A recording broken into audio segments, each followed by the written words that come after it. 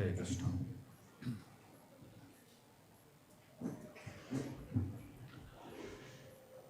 Om Namo Bhagavate Vasudevaya. Om Namo Bhagavate Vasudevaya. Om Namo Bhagavate Vasudevaya.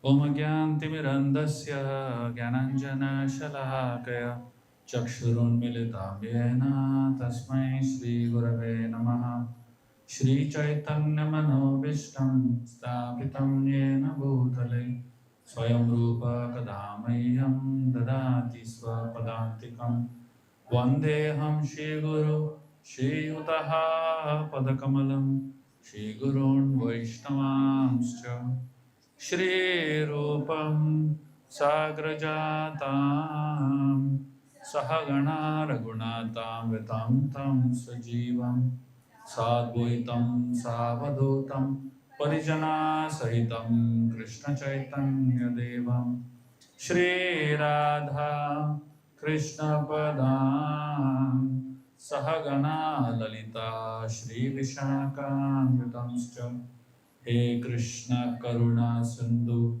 Deenabandhu Jagatpate Gopesha Gopika Kanta Radha Kanta Namostute Tapta Kanchana Gaurangi Radhe Vrindavaneshwari Vrishabhano Shude Devi Pranamami Haripriya Vancha Kalpatarubhyascha Kripa Sindhuvya Patitanam Pavanebhyo Vaishnavebhyo Namo Namaha Jai Shri Krishna Chaitanya Prabhu Nityananda Shri Advaita Gadadhar Srivasadi Gaur Bhaktavrinda Hare Krishna Krishna Krishna Hare Hare Hare Ramo Rama Rama Hare Hare.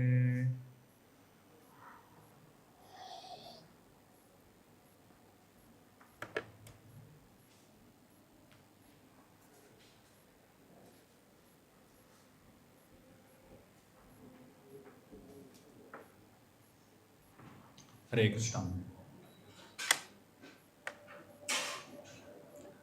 We are on the last section of the second canto of Srimad Bhagavatam. So today we are going to be discussing the Chatusloki Bhagavatam once again, the 4 verses that we discussed last time. But along with that, we're also going to discuss the last chapter, the 10th chapter of the Bhagavatam, of the second canto also. So we'll just be completing the second canto today. So what I'm going to do is I'm going to divide today's session into 2 parts. The first part will be a quick summary of the 4 verses, but this time from a technical point of view, so that you understand the inner meaning of these 4 verses and what these 4 verses are trying to indicate, what Krishna is trying to speak through these 4 verses and what is the logic behind these 4 verses. And after we see the technical details and understanding of the 4 verses, then we will go into the 10th chapter, which is more or less the summary of the second canto of Bhagavatam, which is leading us towards the third canto of Srimad Bhagavatam. We'll also get a whole overview of what to expect in the third canto of Bhagavatam in this. So, the Vedic scriptures is very vast. The Bhagavad Gita has 700 verses, but the Srimad Bhagavatam has 18,000 verses. The fact is that the Vedas form such a huge body of knowledge that even in the Vedic times, the acharyas had to repeatedly condense the essence of the scriptures and select statements or sentences and create summaries or abstracts so that the core essence or the core understanding of the scriptures is encapsulated in a few verses, basically. One example of that is the Upadeshamrit, the next of instruction itself. Rupa Goswami has managed to put together all the essence of all the Vedic scriptures in 11 verses. So if you read those 11 verses, you practically have got the essence of all scriptures in the world. So imagine, what probably the shortest self-help book in the universe. Just 11 verses, that's all. So these acharyas, they are experts at identifying core messages. For example, Ramanujacharya identified the Chatusloki Gita, the four verses of the Bhagavad Gita, 10.8 to 10.11. It is identified by Ramanujacharya. Now, it's not that when Krishna spoke the Gita to Arjun, he told Arjun, now the four verses are Chatusloki Gita. He never said that. He just spoke. Now, who identified those four verses? That's Ramanujacharya. That's the Acharyas. That's the role of the Acharyas. After Arjun heard the Chatusloki Gita, then Arjun accepted Krishna as the Supreme Lord. He was very, very clear that now I want to surrender to you. That is after those four verses were spoken by Krishna to Arjun.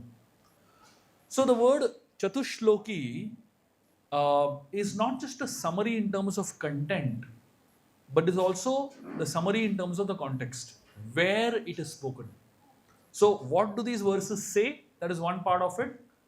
But where these verses are spoken, by whom they are spoken, to whom they are spoken, these are all contexts of the essence, basically.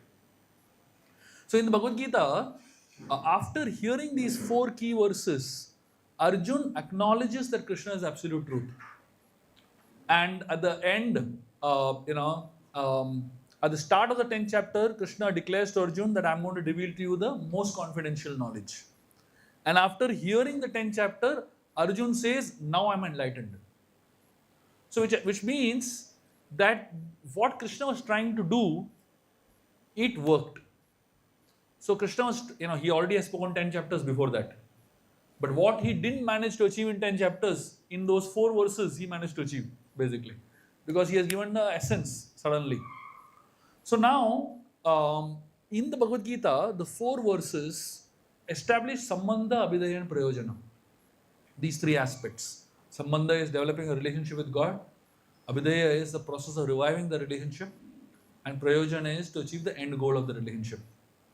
Similarly, the Chatushloki Gita, Chatushloki in the Bhagavatam also has a context.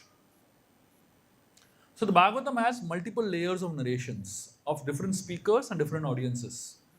So the outermost narration of the Bhagavatam is the sages of Namisharanya being addressed by Suta Goswami. That is like the outermost layer of the discussion. Within that is the main conversation between Parikshit and Shukadeva Goswami. So the end of the first canto, Parikshit Maharaj is asking, what is the duty of a person who is about to die? That is what the first canto ends with. So Shukadeva Goswami begins answering this in the second canto. And by the 6th chapter of the second canto, he has given a summary response of what is the duty of a person who is about to die. From the second canto onwards, if you see what is going to happen, is going to be a Bhagavatam that is flowing in a chronological order. So from the 9th chapter of the second canto onwards, the Bhagavatam describes everything that happens in one day of Brahma. From the 3rd canto to the 7th canto, so that means the 9th chapter and the 10th chapter is Bhagavatam describing events that happened in one day of Brahma. So right now we are discussing what is happening in one day of Brahma, basically. The Chatushloki Bhagavatam is a part of that. From the 3rd canto all the way to the 7th canto, it deals with the life of Swayambhuva Manu. What happens in the life of Swayambhuva Manu? Series of events, series of chronological events. The 8th to 12th canto are events that happen during the time of Vivaswata Manu. So the Bhagavatam, in one sense, is a biography of the universe itself. And it is not just narrating history, but it is highlighting transcendental events that happen in this history, basically. So the journey of Brahma, which we're seeing in the 9th and 10th chapter of the second canto of Bhagavatam, in one sense mirrors our journey also. So just like in the beginning of creation, Lord Brahma was in darkness. He was in darkness both literally and metaphysically also. He did not know who I am. He did not know where I am. He did not know what am I supposed to do. Similarly, all of us, we are also in darkness of ignorance. We also don't know who we are. We also don't know where we are. And we also don't know what we're supposed to be doing. And then when we are brought into the fold of Krishna consciousness, when we hear some basic messages, just like Brahma heard one word, tapa. And the moment he heard that one word, he received enlightenment and he began to do tapasya intensely. For us, one word is not enough. If somebody tells you, do tapa, you think we'll do tapa? Impossible. We have to hear hundreds and hundreds of hours of lectures and then finally we say, chalo, we'll do some tapasya. And that tapasya also doesn't last for too long, right? So in one sense, we are also going through what Brahma is going through, but only thing Brahma was a good student. We are not. Not only did he listen carefully, but he understood carefully and he practiced intensely. So we don't listen carefully, we don't understand. I mean, we are all hearing Bhagavatam. How much of us are actually understanding Bhagavatam, right? So our understanding also varies basically. And how much of us are actually able to practice Bhagavatam, right? So Brahmaji offered, he performed tapasya, and then the Lord appeared before him, and Brahma prayed to the Lord. So when Brahma prayed to the Lord, then Brahma, the Supreme Lord, was pleased with Brahma's prayers and austerities, and he shook hands with Brahma, expressing his affection for Brahma.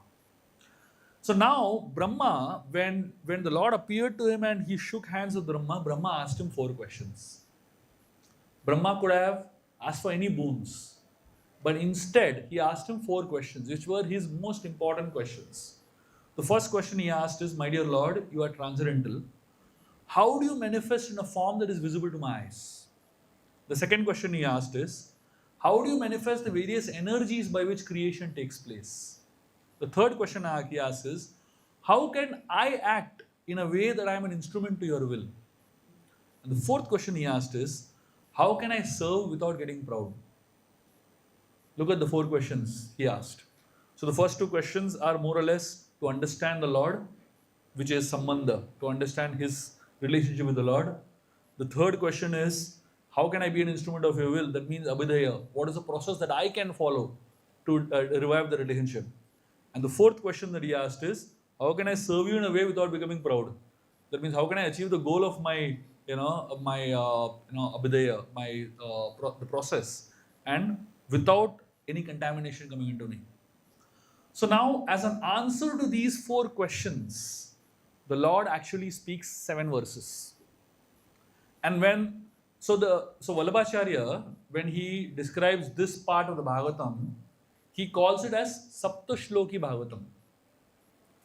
But Jiva Goswami and Vishnu Chakravarti Thakur, in the 7 verses, they recognize 4 core verses. And that is how they have picked up the Chatusloki Bhagavatam, basically. So Lord answers 7 verses. But Vishnu Chakravarti Thakur and Jiva Goswami says, actually of these 7 verses, these 4 are the core verses, which are the core answers to Brahma's 4 questions. And that is what the context of Chatusloki Bhagavatam is. So the first verse, God is explaining, he's saying that I am the supreme reality at all times. This is the first verse, the answer to the first verse, basically. The answer to the first question. So he's saying, Aham evasam evagre, nanyad yatsad asad param, pashyad aham yat etakcha, yo vishishyeta so asmi aham. So he says, Brahma, it is I, the personality of Godhead, who exists before creation, when there was nothing but myself, nor was there a material world, material nature, the cause of all creation. That which you see now is also I, the personality of Godhead. And after annihilation, what remains will be I, the personality of Godhead. So essentially, Krishna is saying, God is a reality at all times. So this is the first verse of the Chatusloki Bhagavatam. So what is the meaning of God is a reality at all times? it essentially means that the Bhagavatam confirms that everything in this world is Krishna only. Right in the first verse of the Srimad Bhagavatam, it begins by Janmadi Yasyataha. So the verse means that from which everything emanates is me. Janmadi Asya, that's what that verse means. I existed in the past, I exist now, and I'll exist in the future. So now, when Krishna is saying, I exist, there are a lot of atheists who have these arguments, which are, so he says, who created God? So if somebody says that, if there's someone who has created God, that one who has created God is God. So if everything comes from God, many people ask, where does God come from? This question is an incoherent and an irrelevant question. It's like asking a question, how do you make a square circle? How do you make a square into a circle? This is not possible only. It is not logically sensible. So God is the cause of all causes. If He had a cause, that would be the cause. So the Bhagavatam explains that Krishna exists outside of time.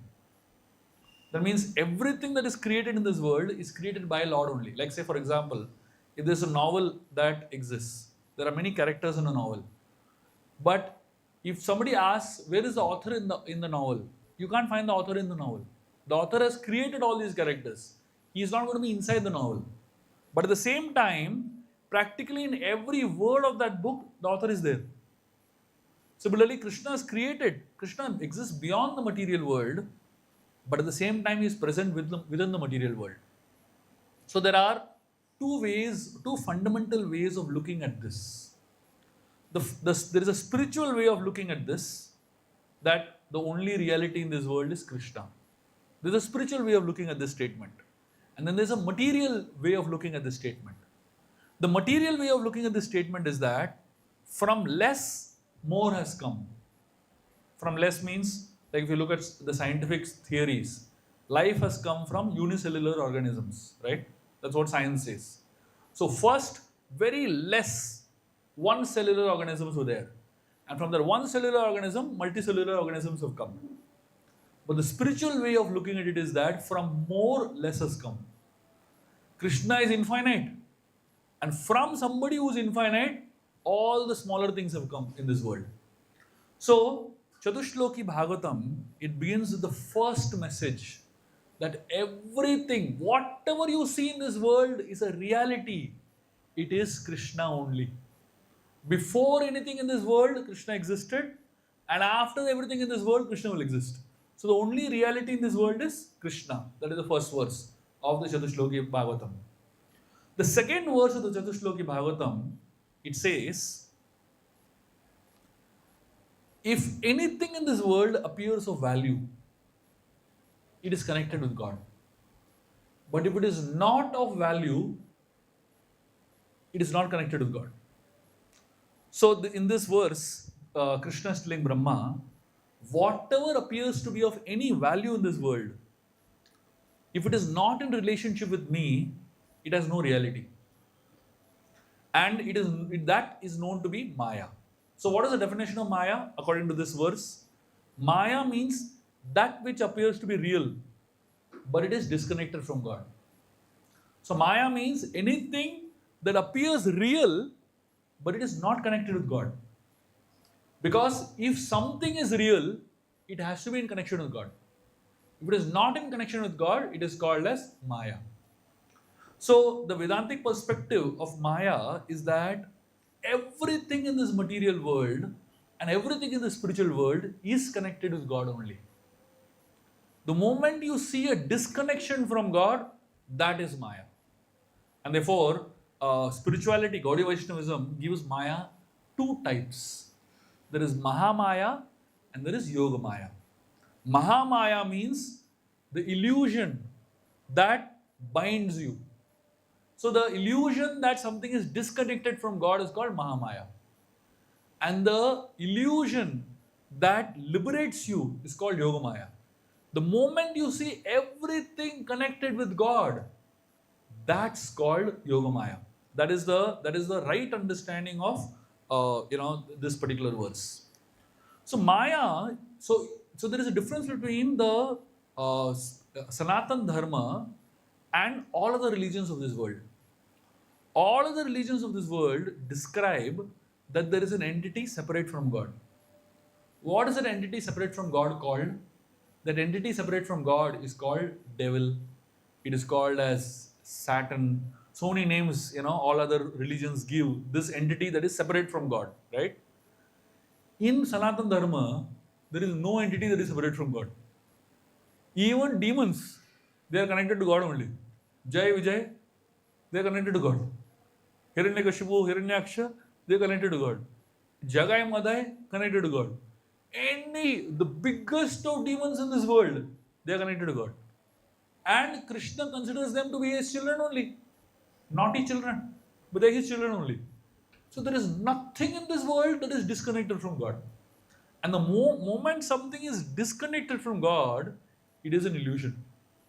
There is no reality in it, basically. So the understanding of Maya is not merely an illusion in perception, but it is illusion in understanding. That means illusion. So, like say for example, you go to a desert and you see a mirage in a desert. The moment you see a mirage in a desert, is it real? It's not real. It's only perception that is an illusion, basically. But when you perceive this world as separate from God, that is an illusion in your understanding, basically. So this is called Maya. Like for example, Ravan, he acknowledges the creator, but he sees creation is meant for his enjoyment. Ravan is not saying there is no creator. He worships Shiva. He knows there is a creator. But he feels that the entire world is meant for my enjoyment. And in the same Ramayana, we find Vibhishan giving Ravan a warning. He compares Sita to a venomous snake. And he says, so what he's saying, and he's calling Sita to be an illusion for Ravan. Not because Sita doesn't exist, but he's seeing Sita disconnected from Ram. The moment Ravan sees Sita disconnected from Ram, what is he essentially doing? He's an illusion. This is Maya. The moment you see Sita connected with Ram, it is not Maya. That's the reality. So the moment you disconnect the things of this world from God and you think it is for my enjoyment, that's called Maya, basically. So, so the whole idea about the second verse, Krishna is trying to tell us is that Maya is not an external force, but it is a misconception that is within us. So the goal of bhakti is to avoid illusion, is not just to avoid illusion, but is actually focus on Krishna. And by engaging all our energies in trying to serve Krishna, we're trying to transcend Maya and move closer to Krishna, basically. So the first verse discussed how Krishna is the supreme reality at all times. The second verse explores the concept of Maya, that which appears real but is disconnected from God. So the moment something is disconnected from God, that's called Maya. The third verse of the Chatusloki Gita analyzes the relationship between God and the material world. So Krishna is telling Brahma, please know that the universal elements enter into the cosmos and at the same time do not enter into the cosmos. Similarly, I myself exist within everything that I have created. At the same time, I am outside everything. This is like, throwing a googly, Krishna says, I am existing inside also and I am existing outside also, basically. So now the question is, what is God's relationship with this world? So we first began by saying God is the only reality in this world. Second, we said, if you see anything that is disconnected from God, that is an illusion. And everything that is connected with God is reality. Now we are going to discuss what is God's relationship with this world. The Samkhya philosophy is used to illustrate this relationship of God with this world. So, all the elements enter in this world, but they also retain their separate existence. Similarly, Krishna enters into this world, but he maintains his transcendence. So So what is the meaning of transcendence? This is the main discussion over here. The word transcendence means beyond matter. So when Krishna comes into this world, his presence is felt in matter, felt within matter, but he is beyond matter. For example, the holy name is transcendental. The holy name is transcendental, but it manifests in sound vibration, which is material. So when you're singing the kirtan, the sound that we hear is words that come out from our mouth, which is material words. We all learned alphabets, H, A, R, E. We all learned these alphabets. We are combining all these alphabets and singing or chanting. Though there is a material element connected with it, but because the holy name is transcendental, it is not affected by that material thing. Or for example, the deities of the Lord. The deities are transcendental, but they're manifesting in stone. Its manifestation is in a material element. Like for example, a scripture like Bhagavad Gita. We're reading Bhagavad Gita. If you read the Bhagavad Gita, the page is all material stuff, material pages. The ink that is used is all material. But within that ink and within that pages is something transcendental. You can't say that book is material. The book is not material anymore. So that means the divine manifests within material. And that is called transcendental. All the avatars of in this world, the Lord descends into this world from the spiritual level to the material level. He may appear to be in the material world, but he is transcendental. So that is the meaning of the word avatar. The word avatar means the one who descends. So Prabhupada used the word incarnation to describe avatar. So the word incarnate comes from the word karna. The word karna means flesh. Incarnate means somebody, actually this word has a Christian origin basically. This originates in Christianity.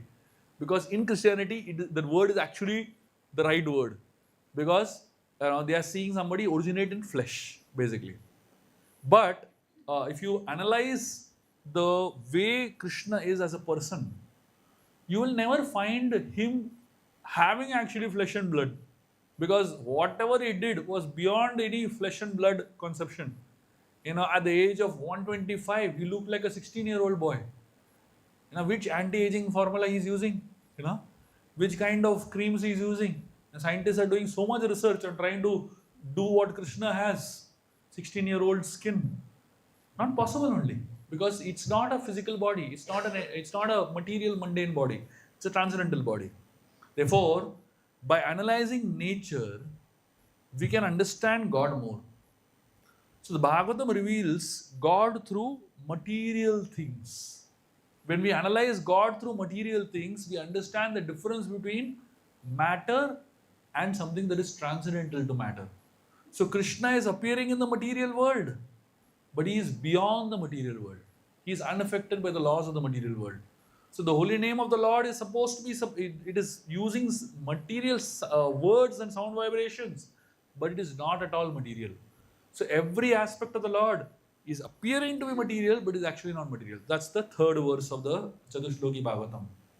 And the fourth verse, it talks about the means to attain that goal, which is bhakti. The true understanding of God combines knowledge of his sweetness and greatness. So Krishna tells Brahmaji, a person who is searching after the absolute truth, the personality of Godhead, must certainly search for it up to this, in all circumstances, in all space, time, and both directly and indirectly. So essentially, what Krishna is trying to tell in this particular verse is that, so if you just summarize, all the four things that Krishna spoke about. So the first verse talks about how God is the supreme reality at all times. The second verse talks about the concept of Maya, which means that which appears to be disconnected from God. Anything that is disconnected from God is illusion. And the third verse analyzes our relationship with, God's relationship with the material world. So God is in the material world, but he's transcendental to the material world. And then the fourth verse talks about how I can develop my relationship with God and achieve perfection of the relationship through the path of bhakti. So the first two verses talks about sambandha, the third verse talks about abhidheya, and the fourth verse talks about prayojana. So here in the fourth verse, Krishna is talking about how by performing bhakti, one can attain him completely. There is a very exalted sage who had two sons. The two sons, their names. Sorry. So the sage, his name was Shringuper. He had two sons whom he sent to become disciples of Gautam Rishi. So Gautam Rishi, he was a very, very exalted saint, and he began to educate these two boys. So the two disciples stayed with Gautam Rishi and they were doing so much of seva for Gautam. One particular day, Gautam Rishi had sent these two boys to get water from the river. So they went and bought a pot of water to be used for the puja of Gautam Rishi. So Gautam Rishi had a Shaligram Shila whom he was worshipping, and the water from the river he would use to worship the Shaligram Shila. But these two boys got the pot from the river and they left the pot open. The pot had filled with water and the pot remained open, and a lizard fell into that pot. Gautam Rishi, when he came and he saw that there was a lizard that had fallen into the pot of water, he became very angry with the two disciples and cursed both of them to become lizards. And as a result, both of them were born as lizards. One became a golden colored lizard and one became a silver colored lizard. And they both became lizards and they were born on a tree, on a hill called Atikiri. And this particular hill was in a place known as Kanchi. And on this hill, on a tree, these two lizards were born. And these two lizards were living on that mountain, on that tree. And obviously they had completely lost connection with their spiritual roots. But at the same time, something else had happened in another place. Indra offended Brahma's Indra offended Brahma in some way, and Goddess Saraswati was very, very upset with Indra. She cursed Indra to become an elephant for the mistake that he made. And Indra begged forgiveness from Lord Brahma. And Brahma, he told Indra that now that the curse has come on you, that curse can't be reversed. But I'll tell you what you can do to be relieved from this curse. He told a story of a man named Mahachandan. So this man, he was also born as an elephant due to this curse, due to some curse that he had received. And he offered lot of prayers and worship to Varadaraj in Kanchipuram, and he got rid of this curse. So when Varadaraj was saw this elephant come towards him offering prayers and all that, Varadaraj not only helped him get relief from that curse, but he also turned this Mahachandan into a huge mountain on which Varadaraj himself stood. So basically, the mountain on which the Lord is standing is this man named Mahachandan, who became a mountain basically. And the Lord was standing on this mountain. So the word Hasti means elephant, and the word Giri means mountain. So the word Hastigiri means the elephant that became a mountain. And from that word Hastigiri comes the word Atigiri. So all of you all must, I don't know how many years back, there was this whole episode in Kanchipuram of Ati Varadar, right? And thousands of people were, going to have darshan of Ati Varadar. So the Ati Varadar comes from this name, Ati Giri. Ati Giri means the elephant that became a mountain, basically. And Ati Varadar means the Lord who is standing on this mountain. So that is the name of Varadaraj, basically. So this Indra became so inspired by this particular story that he heard from Brahma, he ran towards Atigiri, to this mountain. And Indra was in the form of this elephant, and he ran to this Ati Varadar to get rid of his get rid of his curse. And as he ran towards this Ati Varadar to get rid of this curse, now obviously he was running towards a mountain. The Lord was standing on the mountain, right? So he ran towards the mountain, and as he ran towards the mountain, the Lord, he was so happy looking at the enthusiasm with which Indra is coming running to take shelter of him. The Lord tore open the mountain and came out in the form of Narsingadev to give blessings to Indra. And the Lord that tore open from that mountain and came out from inside the mountain, it's a particular form of Narsingadev that is still there. So if you go to Varadaraj temple even today, on top is Varadaraj's altar, and below the altar is Narsinghdev's altar. So Narsingdev actually came out from below the mountain, to give blessings to Indra and help him get rid of that curse. And the Lord became so happy seeing Indra. He, blessed him and immediately got relieved from the curse. And Indra became so happy that he got rid of his elephant body and he became relieved from the curse. And as Indra was going back to his abode, suddenly two sages met him. And these two sages told him, "Thank you so much for relieving us from our curse."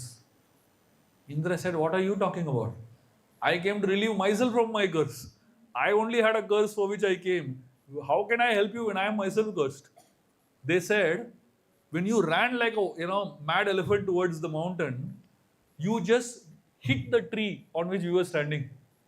And because elephant, if it hits a tree, what happens, right? The whole tree shook. Because Indra's body hit the tree, the two lizards fell from the tree on the mountain. And the moment the two lizards fell on the mountain, they became relieved of the curse. Because the mountain itself is, so blessed and so powerful.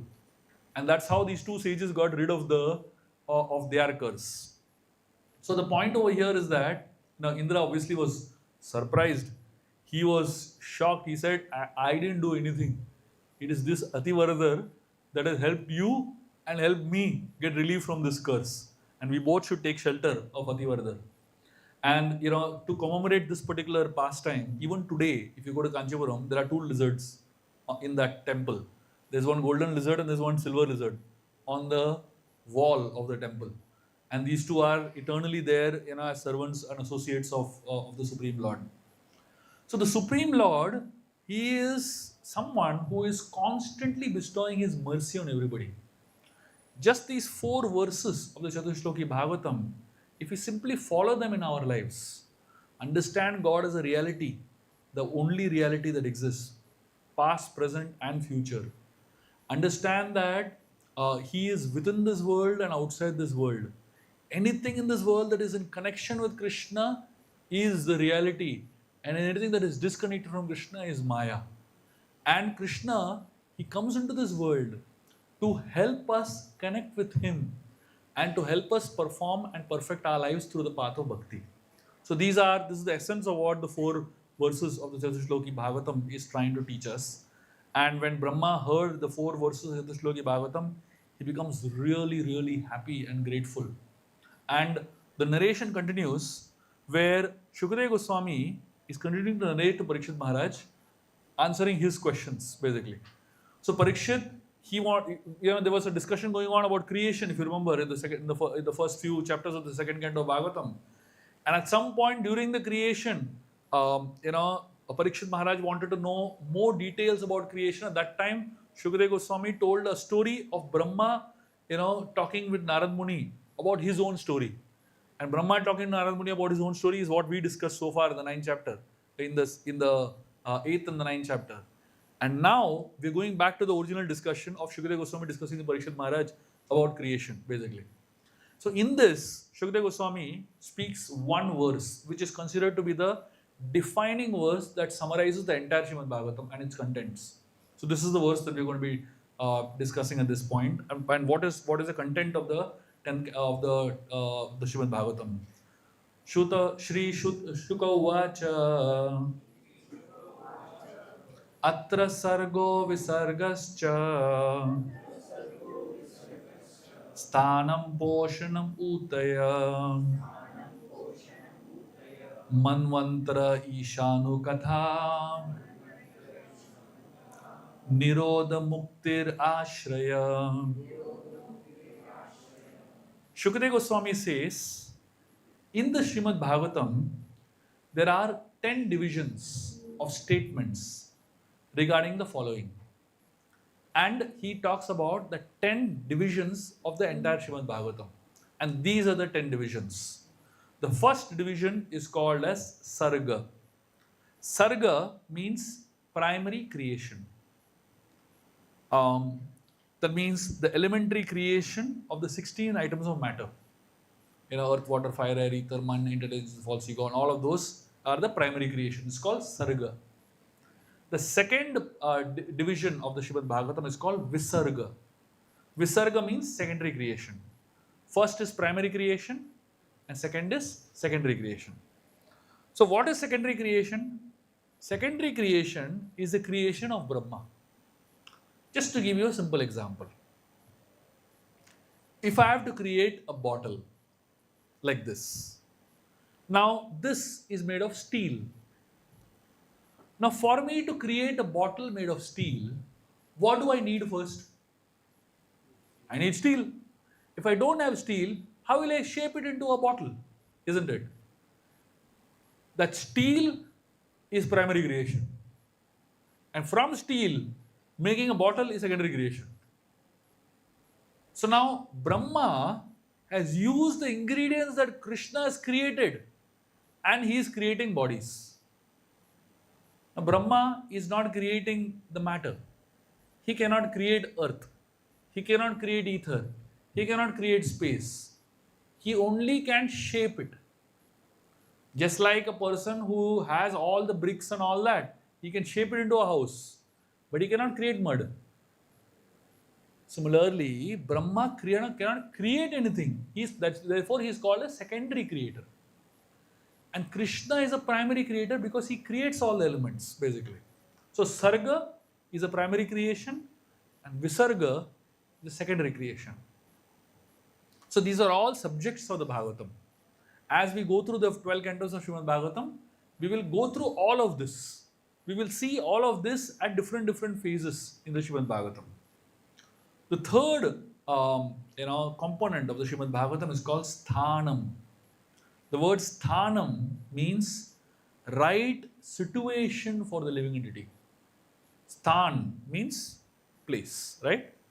So this talks about the geography of the universe. It talks about where we are located. It talks about where the Supreme Lord is located. It talks about how the entire creation, what is where, that is called Sthanam. So right now, our Sthanam, like if you go to any yagyas and all that, in any yagya, first when they start the yagya, they talk about Sthanam, where we are geographically located, They go all over the universe and then bring us back to Bombay and they say we are sitting over here, That is called Sthanam, basically. So while we are discussing the Srimad Bhagavatam, we will also get to understand the whole universe, the geography of the universe, and specifically where we are located. And not just where we are located, where we are supposed to be going or heading towards, which is the eternal spiritual world. The next part of Srimad Bhagavatam, the fourth component of Srimad Bhagavatam is called Poshanam. The word Poshanam means maintenance. In this, we are going to simply see the causeless mercy of the Supreme Lord. Because Krishna maintains the entire world. All the universes are simply maintained by Krishna's will. In fact, as we go ahead in this chapter, we're going to see how he does it also. This is called Poshanam. So that means whenever you see anything that talks about how the Lord is actually maintaining all of us, that falls under this element of Poshanam. Throughout the Srimad Bhagavatam, you'll find stories of how Krishna is maintaining us. The fourth thing is known as Manvantara. That means the reign of the Manus. This talks about occupational duties, perfect occupational duties. So when we study the reign of Manu, Swayambhu Manu, Vivaswata Manu, when we're studying all their lives, we are going to be studying it from the point of view of how each one of us have a particular duty to perform in this world. That is called as our occupational duties, which is technically called as Varna Ashram Dharma, basically. How Manu is used as an example for Manava. Manu is considered to be the first Manava. So why is Manu's example taken? Because Manu is the first human. Man comes from the word Manu. Manava comes from the word Manu. So when we study Manu's life, why is Srimad Bhagavatam giving so much importance to all these Manus? Because when you study their life is a prototype of what we are supposed to be living, the quality of life that we are supposed to be living, the kind of duties that we are supposed to be performing. Therefore, the Bhagavatam is emphasizing Manvantras, the role, the reign of different Manus. The fifth part of Srimad Bhagavatam is called as, the sixth is called as Uti. So the word Utaya comes from the word Uti. Uti means impetus for activity. So why do we do what we do? What is in it for me? So this Uti means whatever we do in our life, what is driving us towards it? The desire for fruitive work, the desire for getting something out of it is called Uti. So when we study the Srimad Bhagavatam, we will understand the motive behind everybody's actions. What should be the right motive? What is the wrong motive? So we will study motives. Whenever any crime happens, the first thing that is asked is what is motive?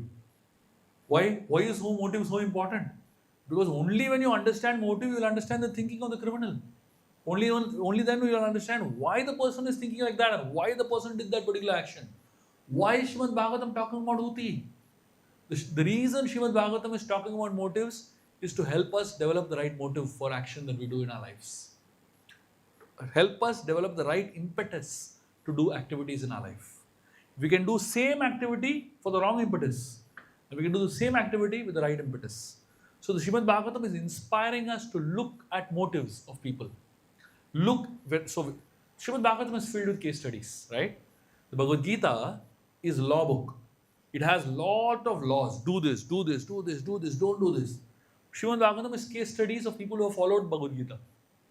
So if we study Srimad Bhagavatam, every story is a case study of how you should live your life, or is a case study how you should not live your life.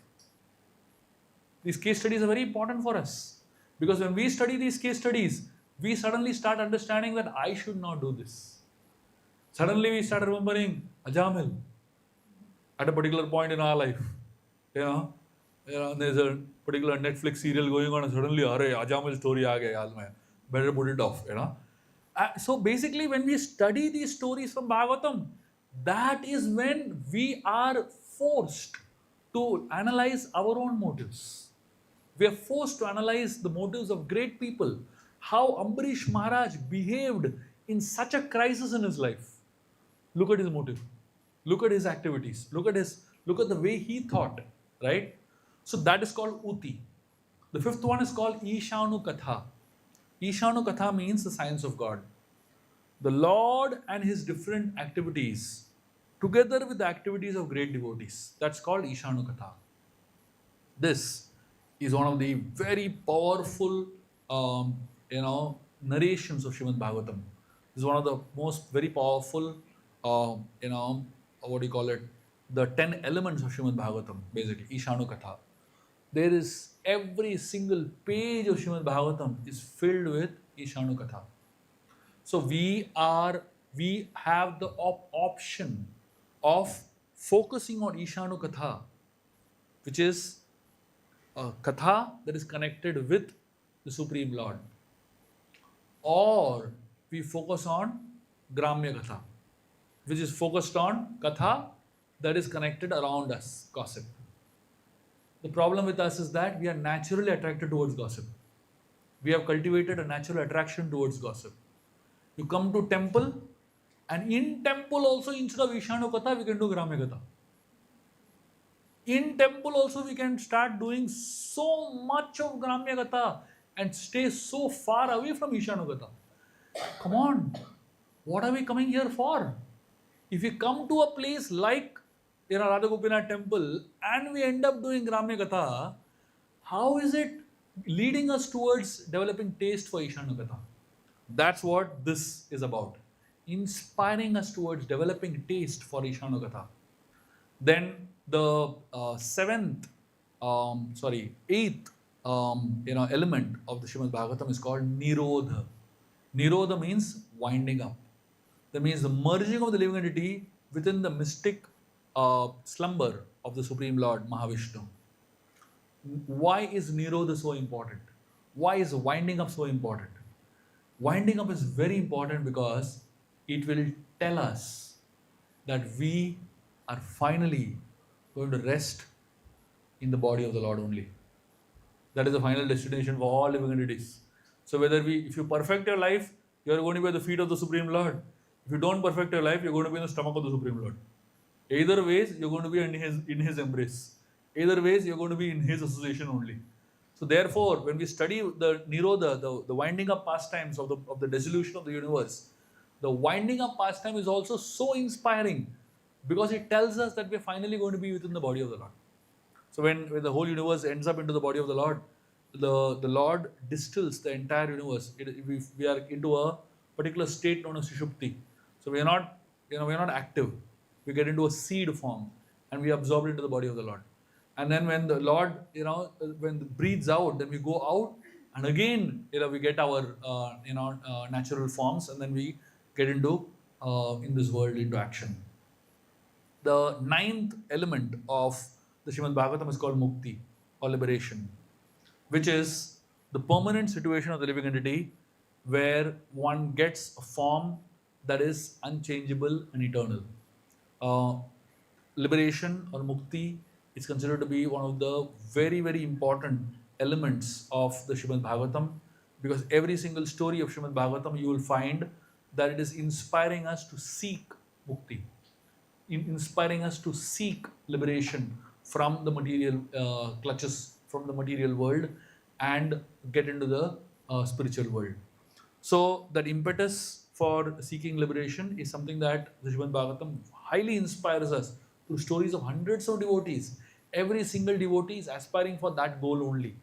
So when we study stories of devotees aspiring for that goal, intensely wanting mukti, intensely pursuing a path of mukti, intensely living a life that is worth achieving mukti, it helps us to focus on our own journeys also and how we all become seekers of liberation in our own journeys of life. Of course, there are different types of mukti that also is going to be discussed.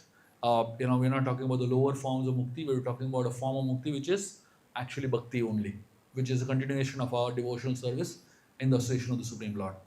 And finally, the last thing that the Srimad Bhagavatam talks about, the 10th element of Srimad Bhagavatam is called Ashraya, which means the supreme shelter. So essentially, the whole idea is that the Paramatma, the Supreme Lord, is the Ashray Vigraha. We all have to ultimately achieve the shelter of the lotus feet of the Lord, the shelter of the loving embrace of the Lord. And that shelter and that understanding that that shelter is there, it is an inspiration for us to tolerate everything in this world. Whatever we go through, all the pains and tribulations we go through in this world is worth it because ultimately we're going to get that ashray. Every day you're chanting in the morning and you're suffering while chanting 16 rounds of the Hare Krishna Mantra, wondering, why am I chanting? Struggling against sleep, struggling against your crazy mind, struggling against so many impediments. At 12 o'clock in the night, you're wondering, what am I doing? This is the goal to remember, Ashray, the loving embrace of the Lord. So when you think about that, this is the final goal that I will attain, worth all the trouble, worth all that pain, worth all the tribulations. And that's what the 10 elements of the Srimad Bhagavatam is trying to inspire us towards. So when we are studying the Srimad Bhagavatam, so the third canto of Srimad Bhagavatam, actually the action begins. By the way, from the third canto of Srimad Bhagavatam, the chapters are going to be much more in number. The third canto itself has almost like about 27 chapters, basically. So far, first and second canto, it went like a breeze, right? But from third canto onwards, it's going to be very elaborate. But of course, there are going to be a lot of stories. So it's going to be a combination. Technical stuff keep coming in, but a lot of stories also will keep coming in. So it'll be a very beautiful journey and experience. Third canto has some of the most amazing chapters in Srimad Bhagavatam, and very relishing canto from third onwards. We will see one by one. So these are the 10 elements of Srimad Bhagavatam, what we can expect as we go ahead in the journey of Srimad Bhagavatam. In fact, as we are going ahead in the journey of Srimad Bhagavatam, at different points, you can actually start marking what of the 10 elements you're actually experiencing. When we are doing different episodes of Srimad Bhagavatam, you can actually write for yourself little notes where, this is Ashray Tattva, this is Uti, this is Ishanukatha. Like that, you can just keep writing it for yourself, just so that you recollect these 10 verses, 10 elements of the Bhagavatam, and if possible, we should learn this particular verse, which defines the 10 elements of Srimad Bhagavatam in it. One time, a lot of sages went to Lord Brahma, and they asked Brahma for a very simple thing. They told Lord Brahma that we all want to do penance, tapasya, but we're looking for a suitable place to perform great tapasya. Can you please tell us what is the perfect place in this universe to perform tapasya? At that time, Lord Brahma took a blade of grass, and with his hand, he turned the blade of grass and made it into a wheel. Bend the grass into a round circle. He bent it and put it together. And he put that wheel on the ground and rolled it. And he told the sages, wherever this rolling wheel stops, there you should meditate. In our childhood, we used to play with tire, remember? That desire originated from Lord Brahma. So he rolled this, and all the sages are running behind that tire, that grass that is rolling, And all the sages followed the wheel, and it stopped in a forest named as Nemi. The word Nemi means wheel, and Aranya means forest. So the place came to be known as Nemi Sharanya. Nemi Sharanya means the place where the wheel took shelter. Nemi Sharan, Aranya, it took Sharan, basically. So that is how the name Naimisharanya comes. This place is in Uttar Pradesh. And, Lord Brahma appeared before these sages at that point. When they reached Naimisharanya, the wheel stopped over there. And he said, this place is a very holy place. And in fact, Lord Brahma told them, this is the center of the whole universe. The entire universe, the center of the universe is Naimisharanya. Now you might, many of the scientists will say, how is this? How it is possible? The Naimisharanya, we don't care. We only care for the fact that Brahma has said this. He is the authority for us. And Brahma is the, the Sampradaya originator also. So Lord Brahma, he narrated a story behind that place. He said long back there was a demon named Gayasur who had a grudge against the Supreme Lord. And at that point of time, the Supreme Lord, eventually he appeared to Gayasur, and Gayasur performed some tapasya also. The Supreme Lord appeared to him and told him, ask for any boon. This Gayasur was so proud. He looked at the Supreme Lord and he said, what? You are giving me a boon. He said, I don't need any boon from you. I can give you a boon. The Supreme Lord got so angry at him that he took his Sudarshan Chakra and cut his body into 3 parts. And those 3 parts fell in 3 different places. The head of Gayasur fell at Badrinath. The legs of Gayasur fell at Gaya. And the body of Gayasur fell at Naimisharanya. And the sages, when they heard this story, they asked him, is there any other greatness to this place? Brahmaji said yes. There was another demon whose name was Vilvalan. He was torturing the sages who had come to do tapasya over here. And Lord Balaram, who was a brother of Lord Krishna, he came here and killed that demon named Vilvalan. And not only that, Ved Vyas divided the Vedas into 4 parts in Naimisharanya. And Ved Vyas preached the Mahabharata to his disciples in Naimisharanya. In fact, the 18 Puranas were composed in Naimisharanya. So like this, Naimisharanya has so many glories.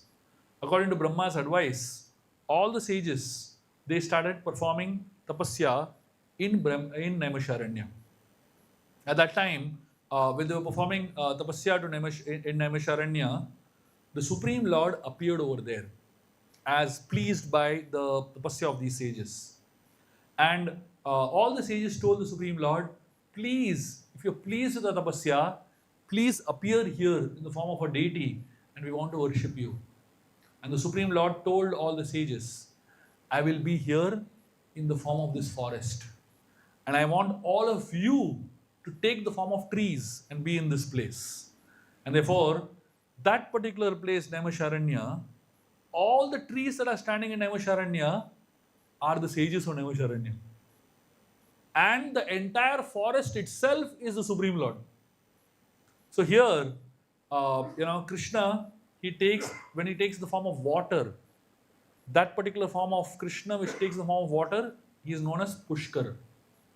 So in Pushkar, Krishna is present in the form of water.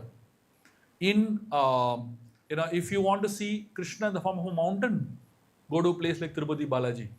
The whole mountain is the Supreme Lord. And similarly, if you want to see Krishna in the form of a forest, go to Naimisharanya. The entire forest is the Supreme Lord. So that is how the sages and the Supreme Lord teach us to worship Him and recognize Him in nature. So the word Rupa means form. The word Eka Rupa means having one form. And the word Naika Rupa means the one who has many forms. So the Supreme Lord is called Naika Rupa because he has so many forms. In fact, Krishna, he goes on to explain, Shukadeva Goswami goes on to explain how Krishna actually is present in so many forms in this world. And he goes on to explain the process of creation to Parikshit Maharaj. And when he's explaining the process of creation, he explains the process of creation in a very interesting way. The next few verses that Shukadeva Goswami is going to talk to Parikshit Maharaj is talking about how Krishna has appeared in this world, and in fact, everything that is there in this world is appearing out of Krishna's desire only. So it is explained that everything that we have in this world, it is a manifestation of Krishna's desire. So whatever we see in this world, it's simply a manifestation of Krishna's desire. So when Krishna wanted to understand himself through Vedic sound, the ears originated. So the Karnendriya, the ears, originated simply because Krishna desired to hear. So when we have ears and we are able to hear, our ears and our ability to hear is simply because it is a manifestation of Krishna's desire to hear, and he has given that ability to us. Krishna wanted to experience softness, hardness, cold, heat, heavy and light objects. From that appeared the skin. When Krishna wanted to see himself and other objects, the eyes appeared. So when we have eyes, that eyes is simply the desire of Krishna to see, and therefore we also have got eyes. Krishna developed the desire to drink and eat, the tongue appeared. When Krishna developed the desire to smell, the nose appeared. When Krishna developed the desire to speak, the voice appeared. So practically everything in this world that we see is simply a manifestation of Krishna's desire. And of course, when we say Krishna desired it and we wanted to become like Krishna, we also desired it in one sense. Somebody asked Srila Prabhupada, why did Krishna create the material world? Prabhupada told him, because of you. That person was shocked. He said, what do you mean Krishna created the material world because of me? Prabhupada told him, you desire to enjoy, therefore Krishna created the material world. That means someday we also desire to smell. Someday we also desire to see. Someday we also desire to hear. So all the organs that we have is a manifestation of our desire. And the way we desired it, Krishna gave us the body to enjoy and try to experience this material world. So practically whatever we see in creation today is simply manifesting originally as a desire of Krishna and eventually as us imitating Krishna. So Krishna, when he creates this world, he creates it in such a way that it is all encompassing within him. At one time, there was a group of sages that were having a conversation. So there was a Upanishad, there's a particular Upanishad named Chandogya Upanishad. And in Chandogya Upanishad, there is a verse which says, Aitadhatmyam itham sarvam tat satyam sa atma. This verse means all the world is a body of God and God is the life of the universe. I'll repeat it. It means all the world is a body of God and God is the life of this universe. One of the disciples, he got up when this sage was giving this verse and giving the explanation of this verse. He said, this disciple asked, he said, you're saying the world is the body of the Lord, and then naturally if the world is the body of the Lord, Lord is the life of the world. It is naturally understood, correct? Now why you're saying it two times? Why in Chandogya Upanishad the same verse, same thing is being repeated two different ways? So if you say that the Lord is the life of the whole world, then the whole world is naturally the body of the Lord. Why do you have to say it two times? So why does the Upanishad say the same thing two times? Once, that the world is the body of the Lord, and second, that the Lord is the life of the world. So this devotee, he gave a very beautiful explanation by quoting Sundarakanda of Ramayana. And he quoted Sundarakanda of Ramayana, in which Valmiki Muni speaks one verse in which he speaks two words. He's simply saying Ram and Lakshman. That's all. These are the two words he's trying to say. But to say these two words, Ram and Lakshman, take the names of Ram and Lakshman, Valmiki Muni, through the mouth of Hanumanji, he is making a very beautiful statement. So he says, Ramanujam Lakshmana Purvajamsa. Ramanujam, the word Ramanuja means Rama Anuja, the younger brother of Ram, which is Lakshman. Ramanuja means Lakshman. And Lakshmana Purvajamsa. What is Lakshmana Purvajamsa? Lakshmana's elder brother means Ram. Array, what is this? He is saying, to tell one statement, he could have easily said Ram and Lakshman. He is saying Ram's younger brother and Lakshman's older brother. So the point is, why does Valmiki say Ram's younger brother and Lakshman's older brother? So the answer that this Acharya gives, why Valmiki does like that, it's a very interesting answer. That is the answer to this main question that this disciple is trying to ask. So when you are referring to a devotee, when you're referring to any devotee basically, it's a tradition that you identify the devotee by his connection with the Lord. I'm sure all of you all would have, sung this, this bhajan, where we sing the names of the Acharya and the deity, right? So, Rupa Goswami's deity, Govindev, So like that, Sanatana Goswami's deity is Madan Gopal. So each personality, Madan Mohan, each personality has their deity, right? So instead of saying, Madan Mohan, if you say Sanatana Goswami Prandan hai, that makes the Lord very happy. Instead of just calling him Madan Mohan, if you say he is the life of Sanatana Goswami, the Lord becomes more happier.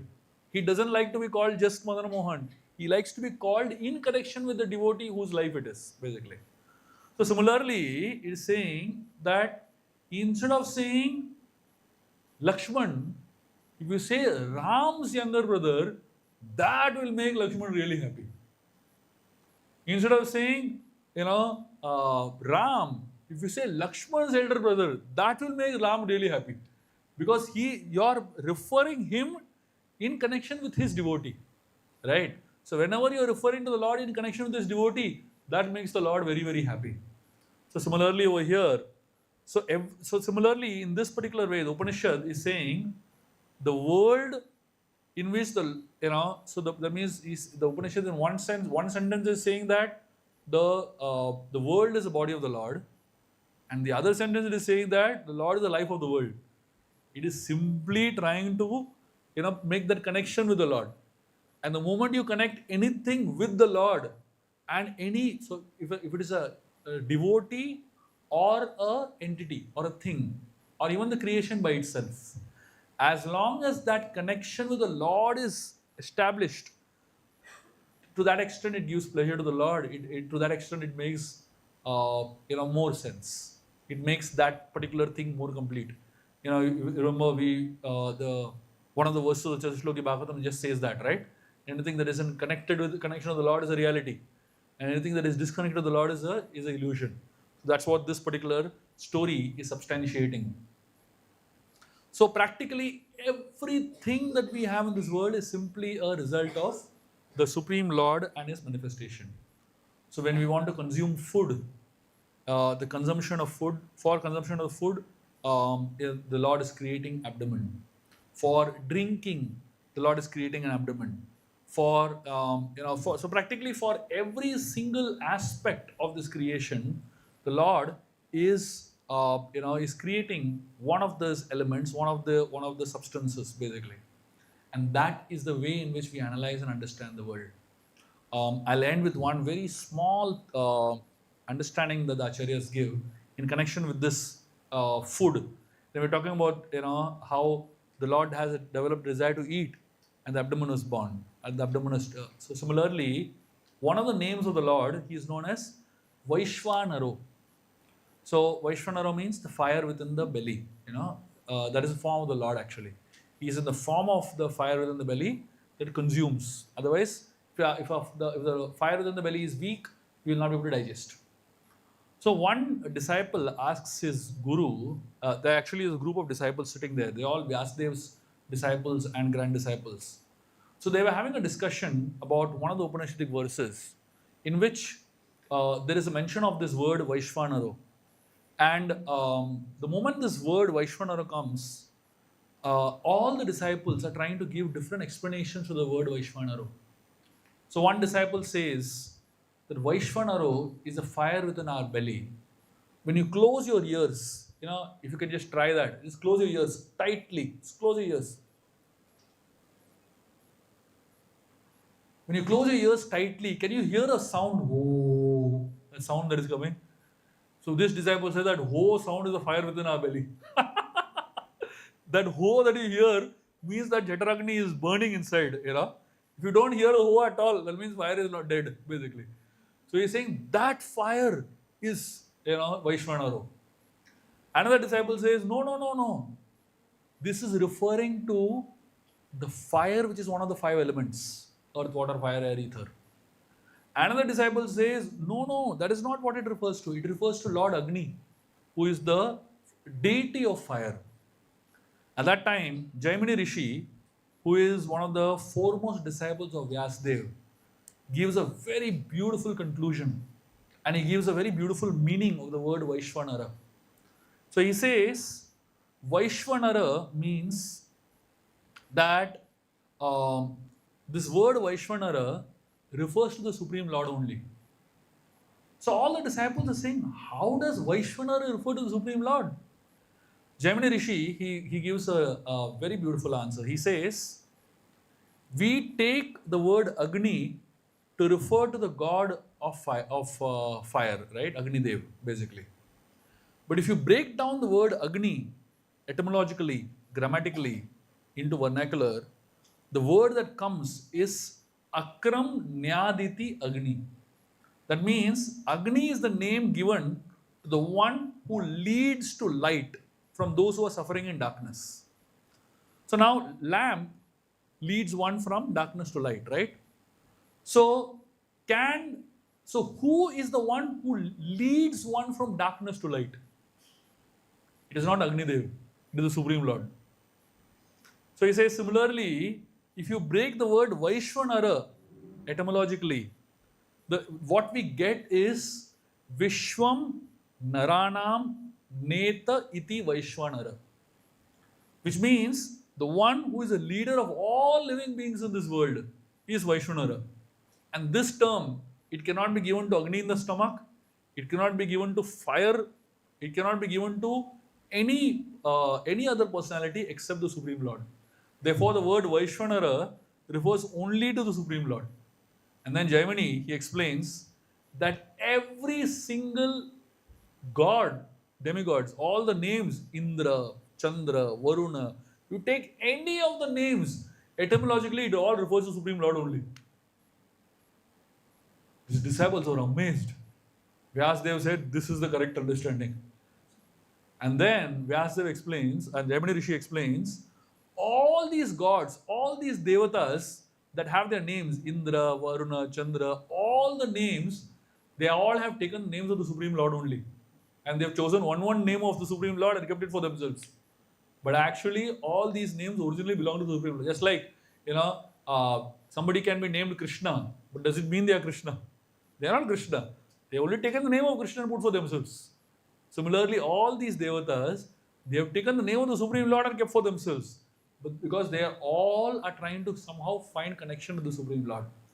And that's what Srimad Bhagavatam is trying to tell us through all these different creation and all the different elements that are there. The Bhagavatam is trying to help us come to the same conclusion only. So when we study the Srimad Bhagavatam, all the time we will be coming to the same point.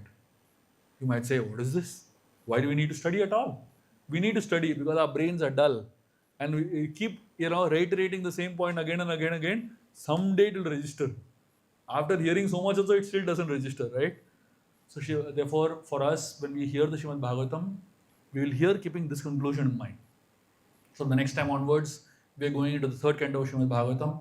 I congratulate all of you all for lasting for the first two cantos. And for those who are here offline and as well as all those who are there online, I really congratulate all of you all for being here. I'm seeing at least online every single week, almost at least 1,000 to 2,000 people are, watching these episodes. It really means that there is so much hunger, there is so much of desire to read and understand the Srimad Bhagavatam. And I'm hoping all of you all are also reading the Bhagavatam in continuation with whatever we're teaching over here through these sessions. I would like to announce at this point in time that from next Thursday onwards, for the next 5 months, this hall is not going to be available because of renovations. There's a massive renovations project starting for the Bhaktivinoda Hall, Prasadam Hall, and all the places close by. So the temple is not going to be available for the next 5 months. So we'll be continuing the classes online. So all of you all kindly join in online. If you are not a part of the Telegram group, please join the Telegram group so that you will get the notes over there. Unfortunately, we will not be able to give you all physical notes anymore till we resume the physical classes. So please get the notes in the Telegram group. Every week I'll be posting. And hopefully, now that we are doing online, wherever I am, I can continue doing the classes. Hopefully the Thursday classes will continue on a week-to-week basis, basically. and hopefully the experience will be the same for all of you. For those who are online, anyway, the experience has been the same. But for those who are offline, please do continue, so that when we do meet after several months, I will see you all. It shouldn't be that we're taking a break from offline classes. It doesn't mean that all of you will just take it as a break. But please do keep the connection on, keep the enthusiasm on, and keep your inspiration on, and continue reading the Srimad Bhagavatam in those chapters. Thank you very much. Hare Krishna. ग्रंथराज Shrimad Bhagavatam की, श्रील प्रभुपाद की जय.